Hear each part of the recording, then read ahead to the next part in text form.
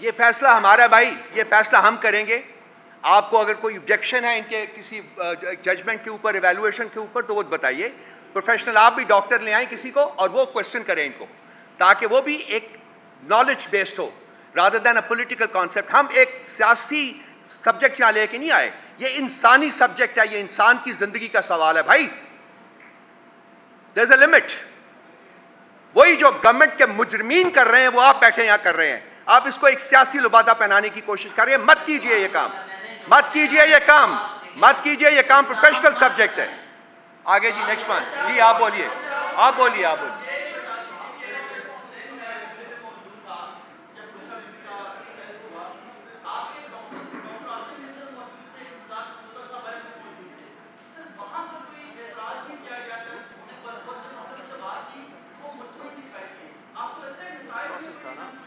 बिल्कुल नहीं है। डॉक्टर आसिम को उसी वक्त उनकी रिजर्वेशंस थी, उनकी ऑब्जर्वेशंस थी जो उन्होंने हमारे साथ शेयर की हैं। मैं इस वक्त उनको नहीं ला सकता, वो एक प्रोफेशनल डॉक्टर हैं और वो शौकत खानम को चूंकि वहाँ एक सीनियर ऑफिसर हैं, इसलिए हम उनको इसमें इन्वॉल्व नहीं करने चाहते। लेकिन उनकी इनपुट और उनकी जो हमारे पास मौजूद है उसकी बेसिस के ऊपर हम ये बात कर रहे हैं जो आपसे कर रहे हैं।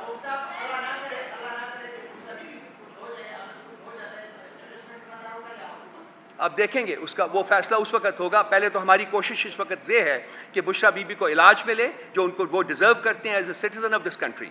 वो उनको मिलना चाहिए, पहले ये मिलना चाहिए, उसके बाद हम देखेंगे कि क्या किया जाएगा। देखें, बुशरा बीबी साहबा को या इमरान खान साहब को अगर कुछ होता है तो उसके जिम्मेदारान मरियम नवाज साहबा, शहबाज शरीफ साहब, सुपरिटेंडेंट अडयाला जेल और जंगल का जो बादशाह है वो है, और वो ही होंगे क्योंकि उनकी कस्टडी के अंदर वो इस वक्त हैं। जी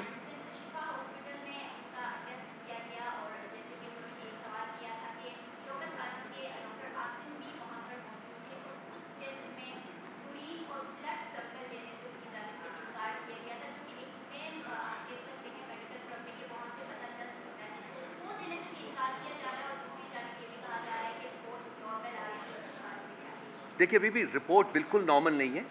डॉक्टर हमायूं मोहम्मद साहब को मैंने वो रिपोर्ट दिया है जो डॉक्टर आसिम साहब की इनपुट आई है, उसी की बेसिस के ऊपर इन्होंने अपना एनालिसिस दिया है।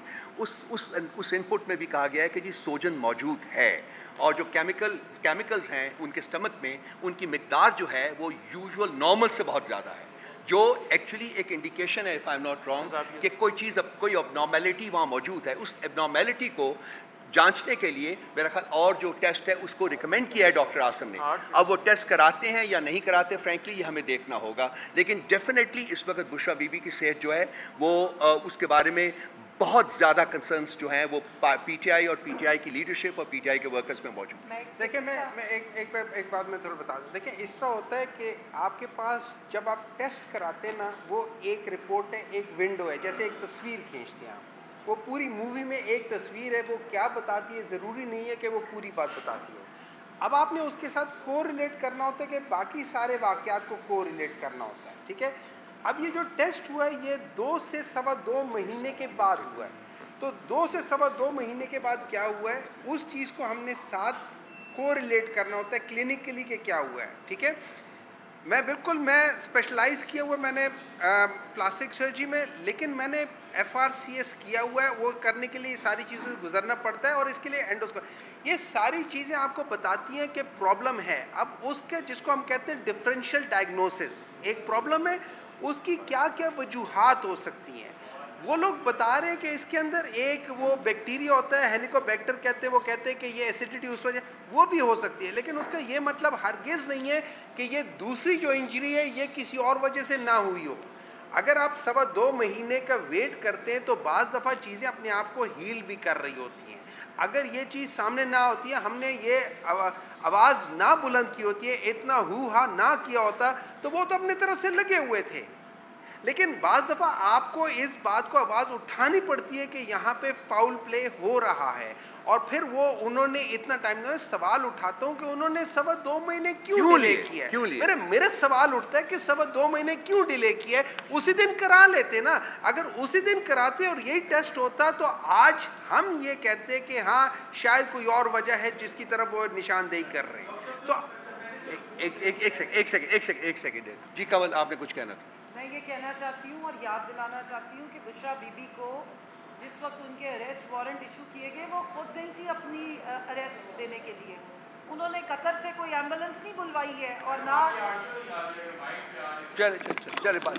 मैं सिर्फ ये बताना चाहती हूँ कि उन्होंने कतर से ना एम्बुलेंस मंगाई है, ना उनके किसी खानदान, ना उन्होंने तीमारदारी के नाम पे उन्होंने उनके किसी खान साहब को जो है वो ज़मानत दी गई है कि जी मैंने तो इनकी तीमारदारी करनी है और इनके लिए कतर से एम्बुलेंस आएगी और इनको हम बाहर भेज रहे हैं। ना बुशरा बीबी ना इमरान खान साहब इस मुल्क से कोई डील करके जाना चाहते हैं।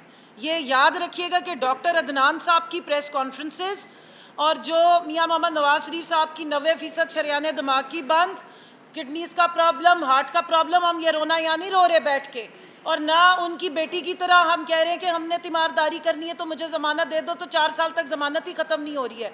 हम यहाँ जेन्युइनली बता रहे हैं कि उनके सिम्टम्स ख़त्म नहीं हो रहे, उनकी तकलीफ़ बढ़ रही है। और अगर 2-2 दफ़ा उसी हॉस्पिटल पिम्स से अगर एम्बुलेंसेज आ रही हैं और उनकी तकलीफ़ जो है वो बाहर आके नहीं बताई जा रही, तो दाल में काला नहीं, पूरी दाल ही काली है। फिर वो उन रिपोर्ट्स को चेक करना चाहिए।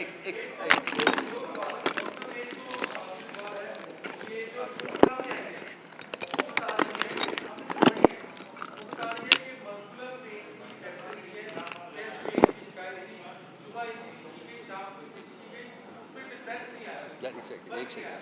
और उनको मस्कुलर पेन की मेडिसिन दे दी, दूसरा दाबियत की ब्लूकेन सिरप दे दिया। अच्छा, अब एंडोस्कोपी हफ्ते बाद आएगी, उसमें असल फाइंडिंग उसमें होगी और क्या उसके बाद ही हम कह सकते हैं कि असल में बेहतर क्या है। कौन कौन से फॉरम से आपने रोकई रिव्यू किया है इनको दूसरे डॉक्टर्स अपने अपने फैमिली को चेक करवा? पहले तो ये कि एंडोस्कोपी कहाँ से हो रही है, वो सोर्स जहाँ एंडोस्कोपी हो रही है वो कितनी क्रेडिबल है, क्या हमें जो रिजल्ट्स मिलेंगे एंडोस्कोपी के वो ठीक होंगे या वो टेम्पर्ड होंगे। जैसे इन्होंने अपने रिजल्ट टेम्पर करवाए थे जब इनके प्लेटलेट्स डाउन हो रहे थे, उसको मेरा ख्याल है शोज़ा बहुत अच्छा बयान कर लेती हैं मुझसे। Over to you. देखिए वही वाली बात है कि मैं आज जो टेस्ट कर रहा हूँ, मैं आपको एक उसकी रीडिंग बता रहा हूँ, ठीक है। ये आज के दिन का है, ये आज का दिन है जिस दिन मरीज़ ने आपको कंप्लेन किया। मैं मिसाल देता हूँ, मुझे हार्ट अटैक होता है, अगर मैं उस हार्ट अटैक को सरवाइव कर रहा हूँ, आप 4 दिन बाद या 5 दिन बाद मेरे ब्लड टेस्ट करेंगे और मैं वो हार्ट अटैक ख़त्म हो गया तो शायद मेरे ब्लड में आपको कुछ पता ना चले।